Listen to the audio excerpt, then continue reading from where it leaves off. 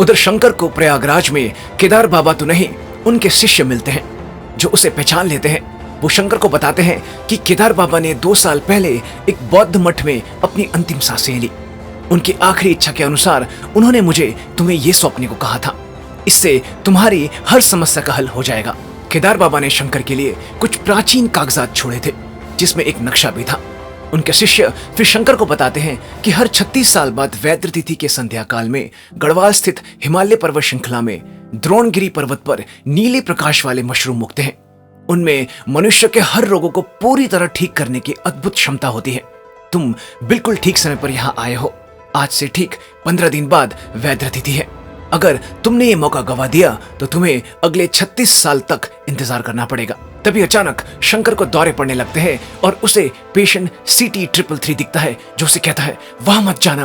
और फिर उसे अचानक उमा भी दिखती है जिसके सिर पर उसकी माँ हाथ फेर रही होती है। वो समझ नहीं पाता कि आखिर क्यों उसे ये चेहरे दिखाई दे रहे हैं। शंकर फिर जब होश में आता है, केदार बाबा के शिष्य उन्हें बताते हैं कि द्रोणगिरी पर्वत तक पहुंचने के लिए तुम्हें पहले त्रिवेणी नाम की जगह तक पहुंचना होगा, लेकिन वहां तक पहुंचने का रास्ता आसान नहीं होगा। और अगर सभी बाधाओं को पार कर तुम द्रोणगिरी तक पहुंच भी गए तो तुम्हें वैद्य तिथि के खत्म होने से पहले वो मशरूम खाना होगा, तभी उसका असर होगा। शंकर कहता है गुरुजी, क्या आपको लगता है मैं इन बाधाओं को पार कर जीवित वापस लौट पाऊंगा? वो कहता है परिणाम चाहे जो भी हो, तुम्हें कोशिश तो करनी ही होगी। फिर वो शंकर को उनके शिष्य माइकोलॉजिस्ट जानवी को अपने साथ ले जाने के लिए कहते हैं, जो काफी समय से इस मशरूम के बारे में रिसर्च कर रही थी। वो त्रिवेणी तक का रास्ता भी अच्छे से जानती थी।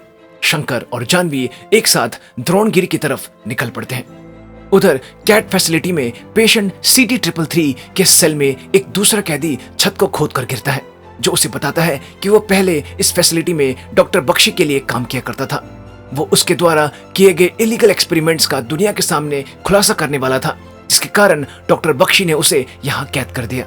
जब ये कैदी CT333 को बताता है कि वो एक सुरंग खोदकर यहाँ से भागने वाला है, CT333 इस कैदी को उसे भी अपने साथ ले चलने के लिए कहता है, जिसके लिए वो उसकी हर मदद करने की बात कहता है। वो कैदी कहता है हमें खुदाई के लिए औजार चाहिए, अगर तुम वो ले आए तो मैं तुम्हें यहाँ से बाहर निकालूंगा। जिसके बाद वो कैदी CT333 को कैट फैसिलिटी के चप्पे चप्पे के बारे में बताता है, जिसमें लेबोरेटरी रूम भी शामिल था, जहां से उसे वो औजार लाने थे। इस लेबोरेटरी रूम में ही डॉक्टर बख्शी ब्रेन सर्जरी करते थे। ये दोनों मिलकर सेल के दरवाजे का खाना देने वाला हिस्सा खोल लेते हैं, जिससे CT333 बाहर निकल लेबोरेटरी रूम तक पहुंच जाता है।